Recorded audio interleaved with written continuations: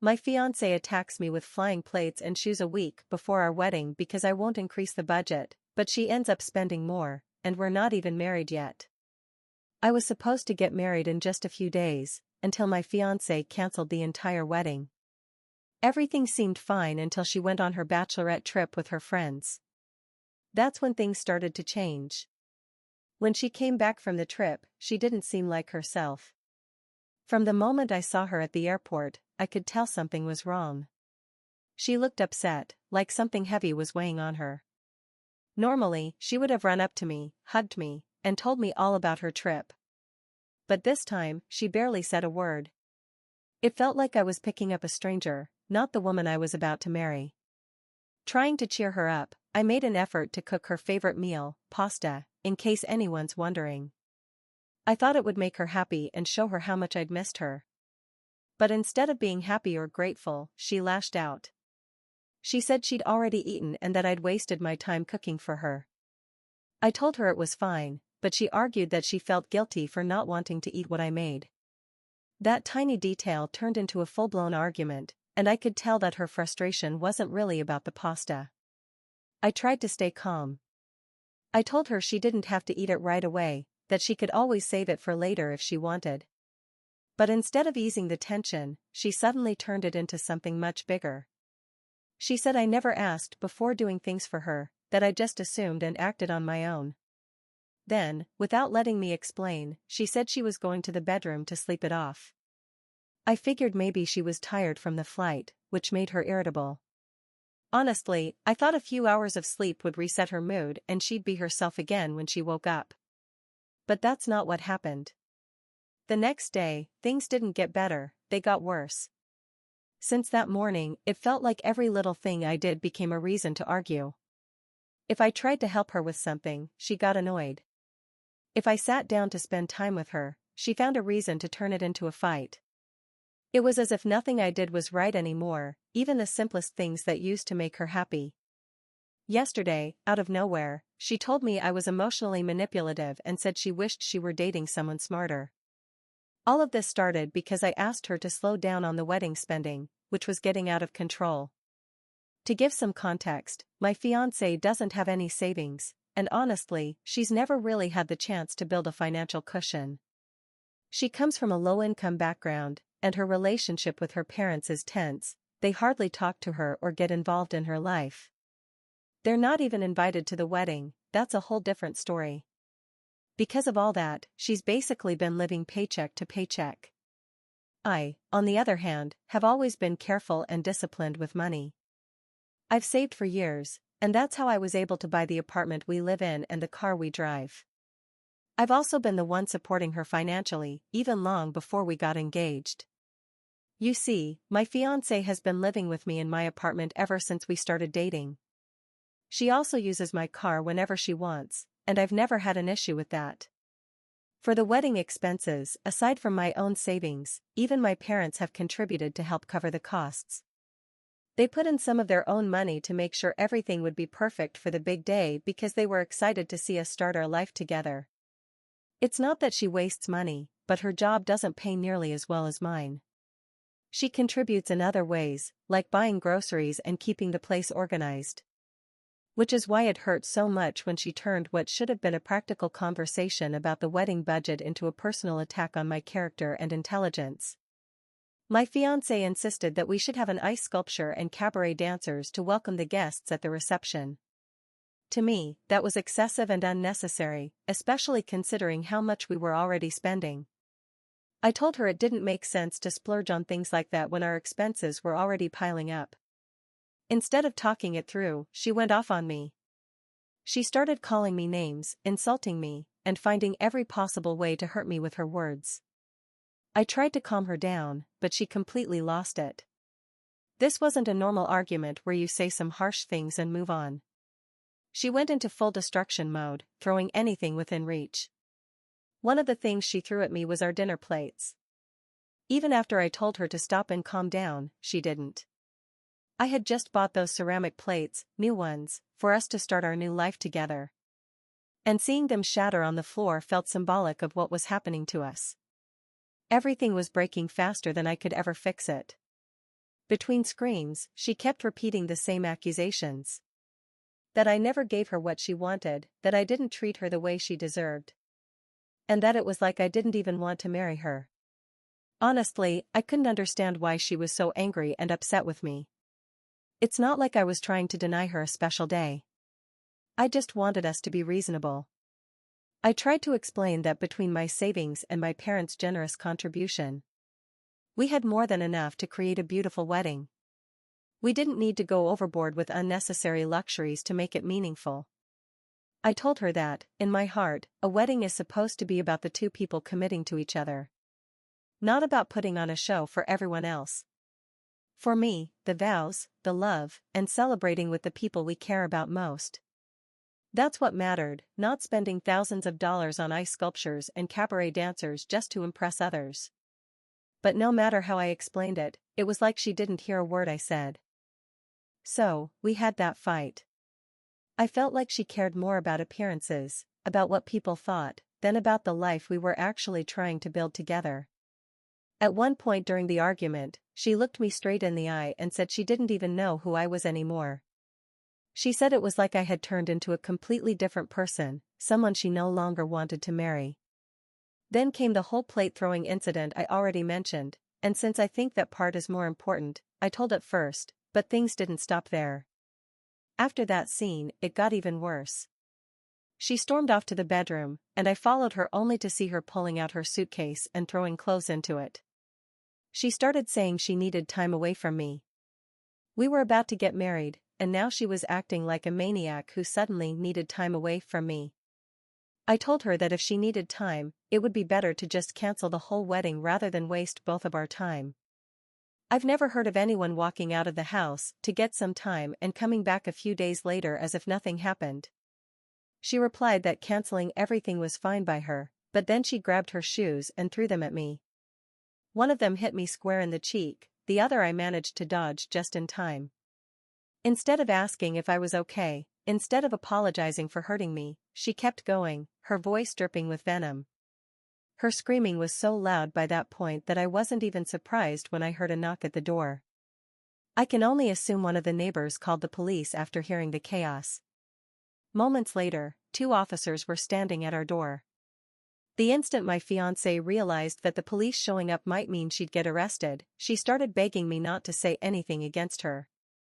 She pleaded with me, her voice suddenly soft and trembling, begging me not to press charges. But it was already too late to hide what had happened. As soon as the officers saw my face bleeding from where the shoe had hit me on the cheek, they stepped inside without hesitation. Their eyes scanned the place, taking in the chaos all around us, shattered plates on the floor, broken glasses across the room, clear evidence of a violent fight. They immediately started questioning us, trying to piece together what had happened. I told them exactly what had gone on, while she tried to downplay it, acting as if it hadn't been a big deal. At least I can give her this much, she didn't lie and claim that I was the aggressor and that she had only defended herself. If she had, I probably wouldn't be writing this right now, or maybe I would, but from somewhere else. The officers said they'd received reports of a woman screaming, which must have been what the neighbors told them when they called. And since she didn't have a single scratch or mark on her, and I hadn't even raised my voice during the argument, it was obvious who had been the aggressor and who had been the victim. In the end, the officers had no choice but to arrest her. The moment they put the cuffs on her, she completely lost it again. She turned toward me, screaming at the top of her lungs, accusing me of not helping her. Acting as if I had betrayed her, as if I were the reason she was being taken away, even though she had brought this on herself. It was surreal. This was the woman I was supposed to marry, and now she was being led out in handcuffs for assaulting me. Before leaving, the officers turned to me and said I needed medical attention. They could see the cut on my cheek still bleeding, and the marks on my arms. Following their advice, I went to the hospital that night, where they stitched up my cheek. All night long, my phone wouldn't stop vibrating. Her family and friends bombarded me with call after call, each one worse than the last. Instead of asking if I was okay, instead of worrying that I'd been hurt, they yelled at me. They called me weak, told me I wasn't man enough, and accused me of being responsible for her arrest. As if my only role in life were to cover for her behavior, no matter how bad it was. Meanwhile, my own parents were deeply worried about me, constantly asking if I was okay, if I needed anything. They told me they were just grateful that I was safe. Today someone paid her bail. I still don't know who did it. But it's pretty clear I wasn't going to get any answers from her. And as for who could have paid this woman's bail, it's probably someone who hates me right now. No matter what she's done. There are always a few defenders who see me as the villain. And her as the poor victim who had to attack me. Most of them are people from her side of the guest list, her friends. So it doesn't surprise me at all. When she came back home, she didn't even stop to talk. She went straight to the bedroom, pulled out her suitcase, and started packing all her clothes while sobbing. She kept blaming me, saying that I had ruined everything. That I had humiliated her. That I was the reason she had been arrested. I just stayed out of her way, waiting for her to take all her things and leave, hoping not to let it escalate again. After a while, there was a knock on the door. One of her friends came to pick her up. And without even looking at me, he carried her suitcases out and left with her. He didn't say much either. But it was obvious he thought I was the bad guy in all this. He wasn't one of the ones who had texted me. But it wasn't hard to guess what he really thought. 2 hours after she left, I got a call from our event venue.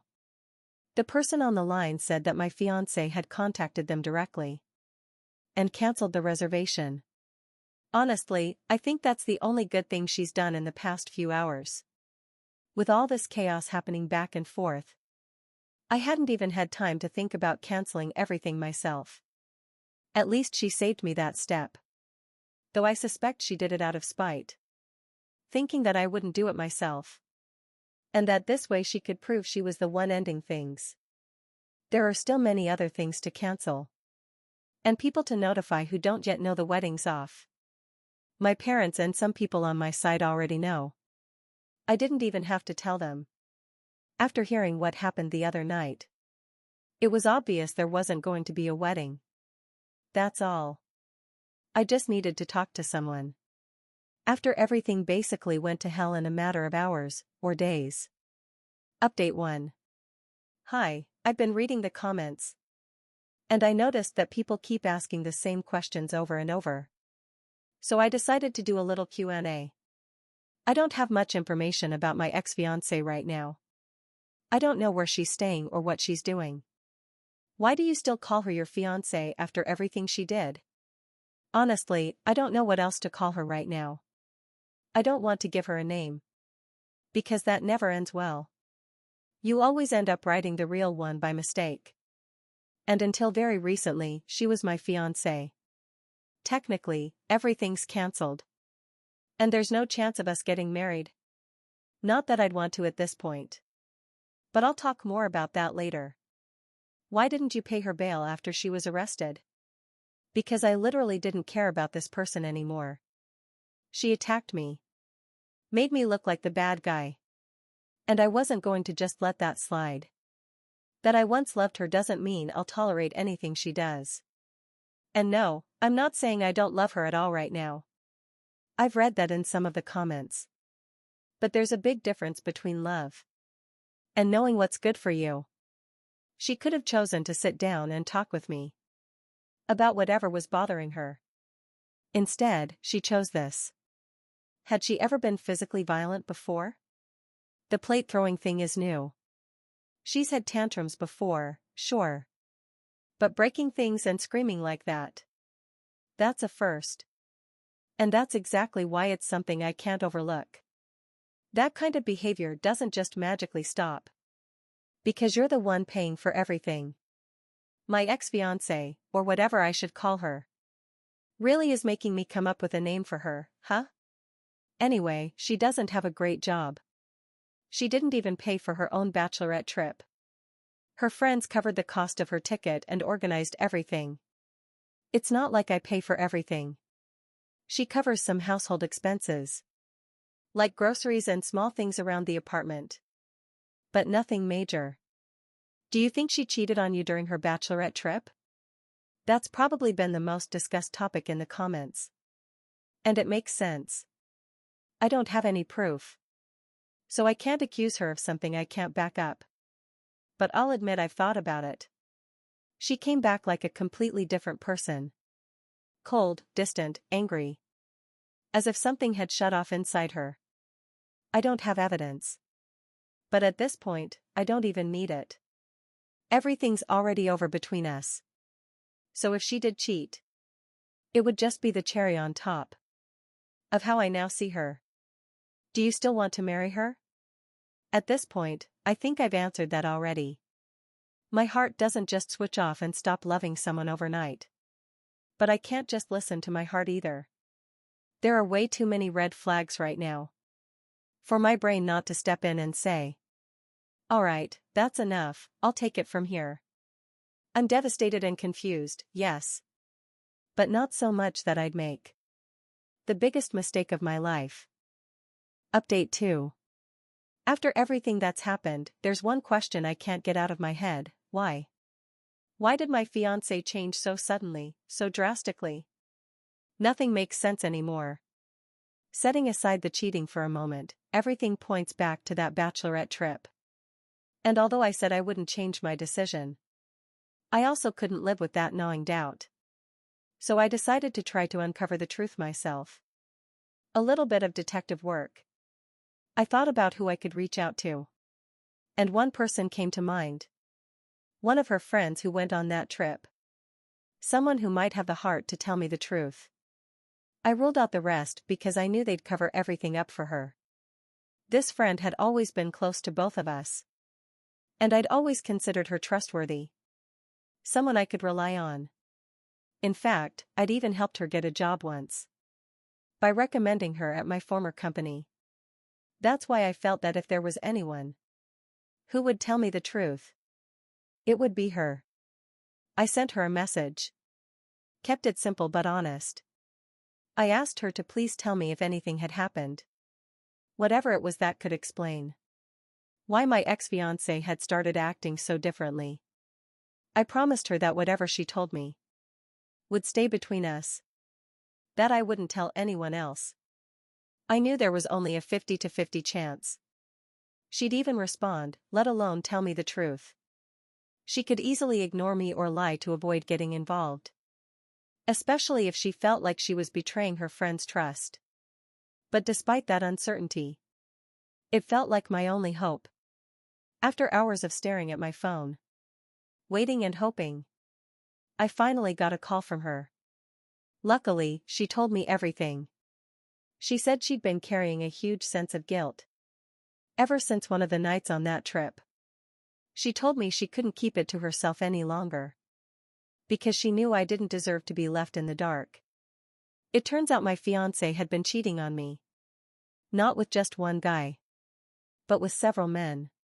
Her friend admitted she didn't know all their names or details, but said my fiancé had bragged about it openly to their group of friends during the trip. As if it were something to be proud of. And as if that weren't enough to destroy me. She said something even worse. According to her, my fiancé told the group that she was only marrying me for money. Especially because I already had an apartment. And wasn't some broke loser. It's not like that idea completely shocked me. But hearing it out loud still hit hard. To know that the woman I loved, the one I was about to marry, had reduced our entire relationship to a matter of financial security. That was beyond humiliating. And no, I don't believe all women are like that. But apparently, the one I ended up with was. Her friend even sent me photos to prove everything she'd said. The first few showed my fiancé and her friends in their Airbnb, laughing and dancing with male strippers.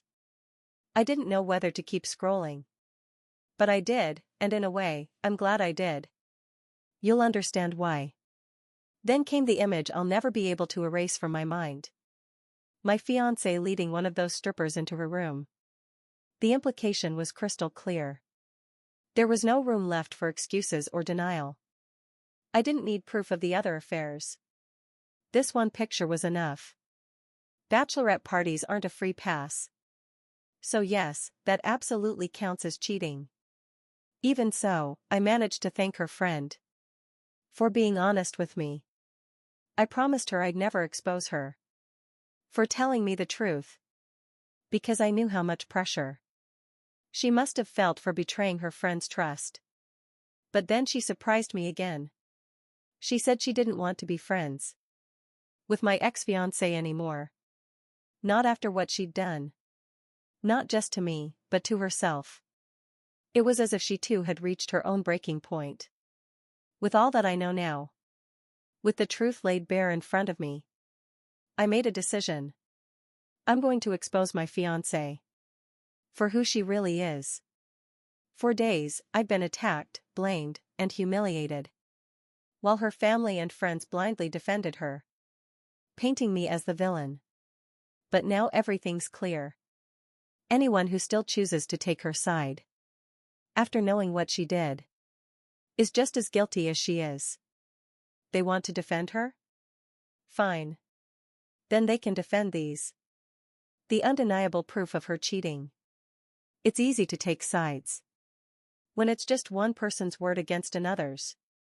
But we'll see how many are still willing to defend her once they see the evidence. She was the worst fiancé in the world. And now I can prove it. Her friend gave me permission to use everything, photos included. And she doesn't even care about the consequences. She told me she felt guilty for keeping this a secret for so long. So a little heat won't hurt her. Update 3. Well, folks, it's been a few days since my last update. And I finally did what I said I would. I sat down and wrote a long post on social media, exposing my ex-fiancée for everything she did to me. It wasn't easy to put all of that out there. But after her family and friends had painted me as the bad guy for so long, I knew I had to show the truth. In that post, I told everything. How she turned on me right after her bachelorette trip. How she kept picking fights. How she attacked me. And finally, how she betrayed me. I didn't stop at words, I attached proof. Because I knew people would deny it or accuse me of lying. I expected the usual comments. You're lying, you're just an incel who can't handle being dumped, and so on. So I included everything her own friend had given me. Photos of her with male strippers at the Airbnb. And then sneaking into a room with one of them. Along with that, I attached the official police report from the night she was arrested. And since words alone couldn't capture what I went through, I also added the pictures of my injuries from her flying shoe. Some people complained, saying, a shoe can't do that much damage. But it's not that I'm angry at her. It's just that my ex has a big foot. And she happened to use the heaviest, hardest shoe she could find. As if she'd carefully picked her weapon. In my post, I made sure to write about something that often gets misunderstood. That being a man doesn't mean you can't be a victim of abuse. Society tends to assume that men are always strong. That we can't be hurt or manipulated in relationships. Or that we should somehow be able to dodge a shoe flying at our face. But my ex-fiancé played softball for a while. So believe me, she's got a good arm. The truth is, abuse isn't about gender. It's about power, control, and betrayal. I also called out her family and friends. Because they were just as guilty. They protected her. Excused her behavior. Knowing full well much of what had actually happened. I wrote that they shouldn't get to walk away easily. They'd all turned a blind eye to the manipulation and physical abuse I endured. It was raw, painful, and humiliating to expose my private life for everyone to see. But it was necessary. I didn't want her walking away from this without facing any consequences. After posting, a lot of people, friends and even strangers, reached out to support me. They expressed sympathy. Said they couldn't believe what I'd gone through. Some thanked me for speaking up and showing that men can also be victims of abuse. I was expecting something else, honestly. But I was surprised, even some of the people who had originally taken her side changed their tune. Though, of course, I don't really trust that. Not everyone reacted well. Which I expected. Her family and friends went into full-blown defense mode. As soon as they saw my post, they started messaging me, commenting, calling, trying to defend her. They insulted me, called me a liar, and threw out whatever nonsense came to mind. These idiots had photos and still accused me of lying. Right, sure, I made it all up. Apparently, the photo of my ex-fiancée leading a man into a room wasn't from her bachelorette party. Apparently, it was from a long time ago. Even though she looks exactly the same. And somehow, that's supposed to make it better? Please. I can't with this level of stupidity. Some even tried gaslighting me, insisting that she was the victim and that I was creating drama. You've got photos, a police report. Her ex-friend commenting publicly confirming it. And you still think she's the victim? Honestly, no sane person would even try to argue with them. It's like talking to a brick wall. Later, my ex-fiancée called me. She was sobbing uncontrollably, her voice trembling as she tried to explain. She said it wasn't what it looked like. That the photo was taken out of context. Yeah, sure, the context being her walking hand in hand with a man into a bedroom. How many people could possibly believe that? She claimed she was just showing him something. Yeah, we all know what she was showing him. Don't make me spell it out. She tried to justify it. Make excuses. Appeal to my compassion. I told her not to waste her time explaining. I already had all the explanation I needed, and then some. She said her friends had started cutting her off, distancing themselves, and that my post was ruining her life, spreading further by the hour. She begged me to delete it. For the years we had together, she said. Funny, those must be the same thoughts she had while she was cheating on me. She tried to appeal to my emotions with tears and apologies. But after everything she did, the lies, the betrayal, the abuse, the humiliation, I wasn't taking it down. I just kept listening. Because I had started recording the call. The moment I saw it was her. Wanna guess where that recording ended up afterward? You're right, partly on social media. But also with the police. She admitted a few things from that night during the call. I told her straight up that no matter what she said or did, I wasn't deleting the post.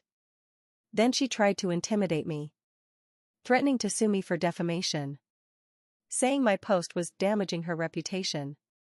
I told her, go ahead. I said it knowing I was still recording everything. I reminded her that she was the aggressor here, with the proof of her cheating, the photos, the police report, and the evidence of the injuries she caused me. It would be extremely easy for me to countersue and expose her even further. She cursed at me and hung up, furious. The funny thing is, I feel like a liar. Because even if she doesn't sue me, and even if I can't countersue, I'm still going to sue her anyway. I know that'll probably drag this story out a little longer. But I plan to make sure she faces every consequence possible. If she sues me, I'll respond with my own lawsuit. And let the results speak for themselves. Update 4. I know this update might disappoint some people.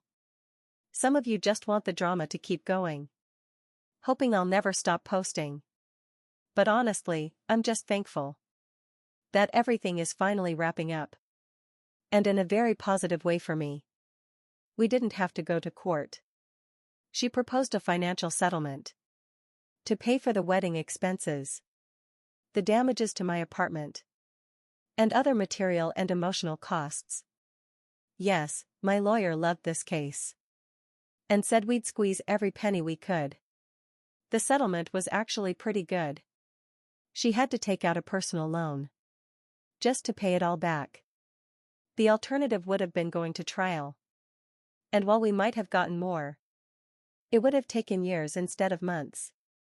So I consider this a win. As for the criminal part, my ex wasn't going to get 10 years in prison for this.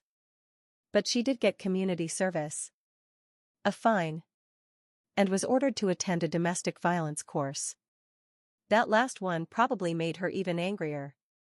Which is ironic and perfect. Social media absolutely exploded against her too. With the new evidence, plus her conviction, even the few remaining defenders she had started deleting their accounts. More account closures than I can count. My ex can't even contact me anymore. Not that she would want to. She has a restraining order that prevents any contact for at least 2 years. Which is beautiful for my peace of mind. I know some people wanted this story to go on forever, with endless updates. But honestly, resolving this so quickly feels like a huge victory for me. The only thing left, maybe, is to get myself a wild, rabid animal as a pet. That way I could make multiple updates about the chaos that follows. Edit. I'm kidding. I really do want this to be the last one.